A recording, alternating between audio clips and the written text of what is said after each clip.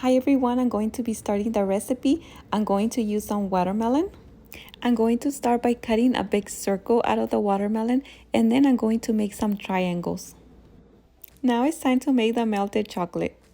For the recipe for the melted chocolate, I'm going to be using cacao powder and coconut oil.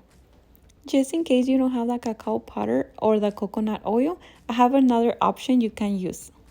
You can actually use any chocolate chips and just melt it in the microwave. The one I'm using here is a dark chocolate.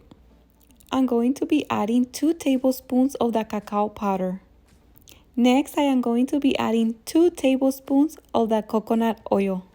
Next, I am going to mix it until everything is well combined. Now it's time to add the watermelon into the chocolate. Since my container is not very deep, I'm going to be adding the dark chocolate with my spoon. Now it's time to decorate them. I'm going to be using some chopped almonds with some cashews, but you could use any nuts that you have available at home. So I'm just going to sprinkle them on top.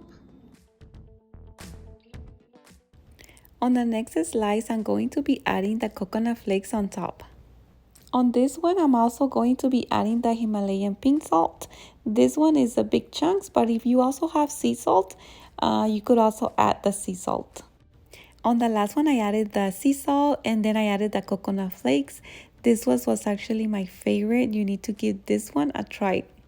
Now I am going to transfer them to a different plate. This plate has the parchment paper, so I'm going to transfer them one by one.